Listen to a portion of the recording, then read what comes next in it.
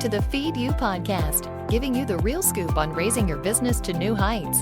Expert education, inspiration, and motivation to fuel your purpose, your passion, and your profits.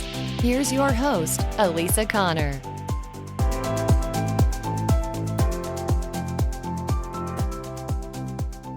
Hello. Welcome to the show. Thanks so much for tuning in. I'm glad to be back this week. I took a little breakity break last week for Thanksgiving. So for all of my listeners who are in the United States, I hope you had a great Thanksgiving. And those of you who are outside of the United States, thanks for tuning back in this week. So we are continuing our series of the help no one is fill in the blank. And this week we are talking about your marketing emails. So help no one is opening or reading my marketing emails. And this is a struggle that a lot of people have. I'm sure if you have experienced Black Friday recently in the last week, then you are fully aware of how many marketing emails go out. I think I woke up on Friday morning on Black Friday to 75 new emails. And I clear my emails out before, I hit the hay at night. So there might have been a few in there, but usually before I get ready for bed, the emails are pretty well cleared out. There might be 5 or 6, and I woke up to 75 new emails. So email is a great way to get in front of people, but as you can see, there's also competition in the inbox. So I wanted to start out today's episode with just the facts, just the stats of what's happening right now in 2021 with email marketing. Open rates, the average open rate is 18%. So if you are anywhere at 20% or above, you are doing great with your open rates. Click-through rates the average is 2.6%. People might be like, oh my God, 2.6, that's nothing. But even with low click-through rates and low open rates, email still has 400%, it's some ridiculous amount of return on investment versus any other marketing that you do out there. So you still have a higher chance of conversion with your email marketing, even with those lower rates. So the purpose of these stats is to, one, give you some assurance that if you're hitting anywhere near these targets, you're doing great. Keep doing what you're doing. And if you're not, then it gives you something to reach for. So I know there's a lot of people out there that have no list, and that's okay. We're going to talk about that pretty soon too. But if you're going to invest any time or money into your marketing, I'm going to highly recommend you're doing that by investing in growing your email list. So click-through rates average 2.6%. Conversion rates, that means people that buy, are around 1% per 100 emails. So that may seem really low, but you also have to take into account that 1% of 100 emails did not cost you any more in advertising dollars, which if you're not aware of what's going on with Facebook and the new Apple privacy issues, Facebook ads are going through the roof. I have several people that have marketing agencies that I have in my inner circle that have told me that they are really struggling to get results for their clients. The ad prices are nearly double what they were a year ago. And so if you can get some revenue generated through your email list, you're going to do much, much better. And I'm going to give you an example of that in just a second. So the current unsubscribe rate is 0.1% is average, and email bounce rate is 0.7%. So what is an email bounce rate? That's something that I get asked quite often. That means that your email is either going to an email address that doesn't exist, or it's going to an email account that it's not spam. It just means that they aren't receiving your email for one reason or another. So it could be a server error, it could be an email address error or something like that. But 0.7% of emails on average are bounced. And then the traditional investment return for email is every $42 spent, or every dollar spent, you get a $42 return on investment. So that is pretty great. With all of that being said, one of my mentors, I'm in a conference this week, so I'm recording this in between on our breaks, but just ran one of his most profitable launches with one video and an email. And he generated more money from that sale, from that email sale, than he did from thousands and thousands of dollars spent on Facebook ads for a longer campaign. So I want you to know that email is alive and well to grow your business and to make sales and to generate profit. And so with that in mind, I want to give you some tips. If your emails are being ignored and you aren't seeing the revenue and your numbers aren't at these levels or higher, that you can take a look at to help you generate more conversions through email. But also, step number 1, get your emails open so that you can get conversions. So why are your emails being ignored? Number 1, straight out fact is that your headlines suck. If your headlines suck, people aren't going to open the email. They're going to scroll right past. And most often, sales emails appear salesy. So people are not going to open that. And then the other thing about that is that you will find people that use the same subject line over and over and over. So don't, because people are smart. They're 10 times more aware, I think, than they have been in the past of marketing and the ploys of marketers. And so we have to be smarter. We have to think smarter. We have to think outside the box, and we have to grab their attention in a way that matters to them, not in a way that promotes our product or service. So if you're selling your product, you need to ensure that you have a runway built for those people so that you're not just walking in and trying to sell something. That is the most annoying thing to me, is you go and get a free download and the next email is, hey, buy my stuff. I don't even know you yet. I don't know anything about you. I barely have had contact with you, and now you want me to buy your stuff. We have to think about the customer journey, and it's a very different journey if it's somebody that's warmed up to you and they've been on your list and they know you and they collaborate and contact you on social media or at an event or whatever. That's a totally different funnel. But if it's somebody that's just finding you on the internet, downloading your freebie because you grab their attention and then you move right into the sale, you haven't earned the right to sell to them yet.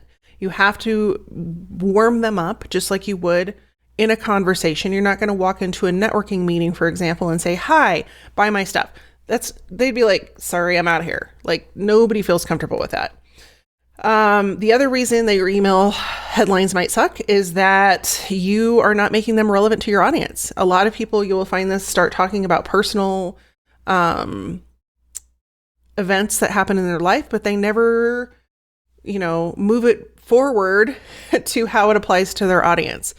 And one of the tips that I often give to my clients is when they, I'll create copy for them, or we'll create copy together, and oftentimes they'll go and rewrite it and they'll put me and my and I into the copy. And I was like, go and change every single one of those to you, your, or the, because the more you can bring your audience and your potential customer into the conversation, the more likely they're going to move forward and want to read more, interact more, and engage more with what you have to say.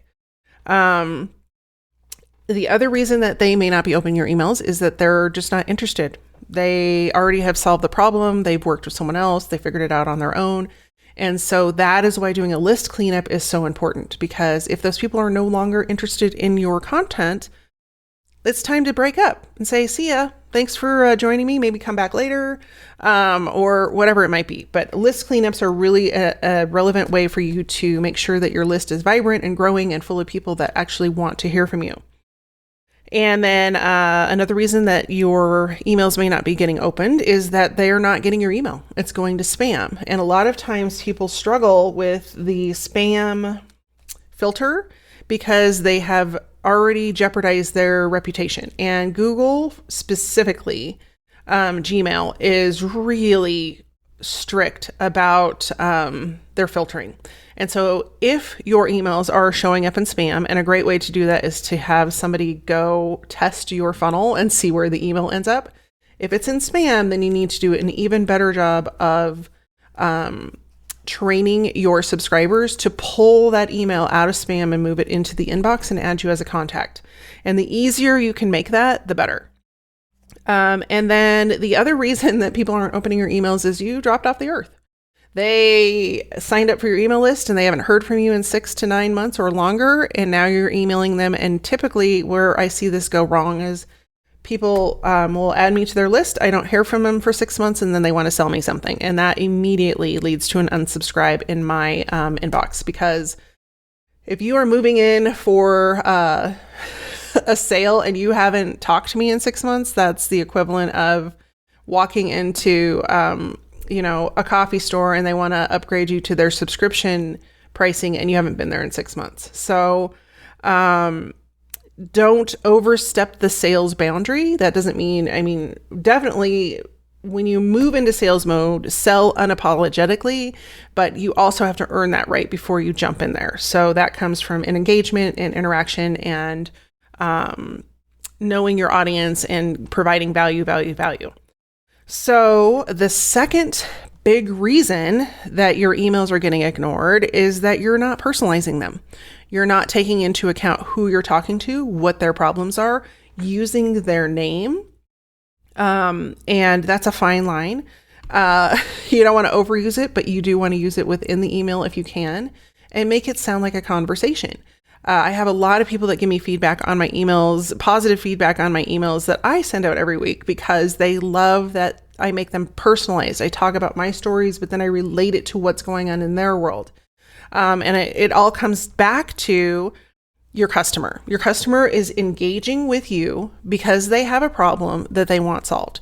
If you do not communicate that you understand their problem and make your understanding relatable, you're going to have a really hard time moving them towards purchasing from you. And so, as I mentioned, the number one thing you can change is every I, me, or my change to you, your, or the. And you'll have to play with that as you're reading through your email. But I just do a search. I do on Mac, it's Control F, and you can search for every I, capitalize, and I try to do capitalize because otherwise it'll do every I within the document. But it gives you a good context of how many times you're using that word because it's really easy. And does that mean you can't use it at all? No, you may have to use it here and there, but you want to make the conversation about your client versus yourself. And the more you can personalize your content based on interest area. So say you have a client that, say you have an ice cream store and you have people that come in, and there's one in Old Town Arvada where I live. And one of my favorite flavors that they have is root beer float. It's like root beer, and they don't have it all the time, but I'm telling you what, if they sent me an email and said, hey, we have root beer float this week. We just thought you might want to come in. And by the way, we are running a promotion that you can take a half-gallon home if you come in this week and mention this email. That to me is like, yeah, I'll be right there. And it's not convenient for me to go to that ice cream store. It's out of the way. I have to park far away because it's a walking pedestrian shopping area. And so there's a lot of hurdles I have to overcome to go get that ice cream. But if they knew that that was the flavor that I loved more than anything in their store, and they personalized my email to me saying, hey, we have your favorite flavor, you're darn right I'm going to be there. And that could apply to any business. And so we are moving into a very saturated time in marketing, and personalization of email and email content and marketing content is no longer a luxury. The more conversations you can create with your audience, the more success you're going to see. And so any way that you can gather information about people and specific information about people that enables you to personalize your marketing is going to help you not only stay in front of them, but to create meaningful conversation that will instigate emotion and create more urgency for them to purchase from you. And so when you're creating those emails, create an email like you're sending it to a coworker or a friend or even your family. Don't create an email that is so corporate that it's just going to go right over their head because it's not personalized, it's boring, it's uninteresting, and it's all about you. Ultimately, it's the easy way out. So that is reason number 2. Reason number 3 is that you're not testing your emails. And testing emails is not hard. Pretty much every software out there that I recommend, so that would be ActiveCampaign, ConvertKit, or Kajabi, enables you to test emails. And so you have multiple options that you can do when you're testing. You can test headlines, you can test actual email content. ConvertKit makes this very, very easy. So if you have not tried ConvertKit, it's my absolute favorite. And I will put a link below this video for you to try them out. I think they have a 30-day trial now, but I can't remember. But anyway, very cost effective, great for newer entrepreneurs, easy to use, lots of tutorials, and they should be sponsoring this show today. But I've been with them for multiple years, and I really, really love that they are tuned into the email marketing world, but also are continually making improvements. And so if you're looking for an email service provider that is cost effective, but also has a lot of functionality, ConvertKit is your game. But you want to be able to go in and easily test your headlines. And a lot of times that's called A/B testing, because you're testing headline A against headline B. And then it will actually send your emails to a certain number will get headline A, a certain number will get headline B, and whoever is the winner out of those initial sends will get the most popular headline. And so that is one thing you can test. You can actually test imagery. You can test content. There is all kinds of testing you can do there, and I highly recommend that you just pick one thing and test that. And do it for a couple weeks, see what happens. So if you're going to do headlines, test your headlines for a few weeks. See, this is a great way to improve headlines because you're going to see right away which ones resonate and which ones don't. And then the other thing that I want to put in here is that when you're testing, we often think of marketing as an art form. Like you just paint it out there and it's beautiful and blah, blah, blah. But in reality, marketing is a science, and it all comes down to analysis and data and numbers. And if you're not meeting your numbers and you're not reaching your goals, it's because something is off. And it very easily could just be one little thing that you need to tweak to improve your open rates and your click-through rates and your conversion rates from not only email, but from social media and from all of the other marketing efforts that you have out there.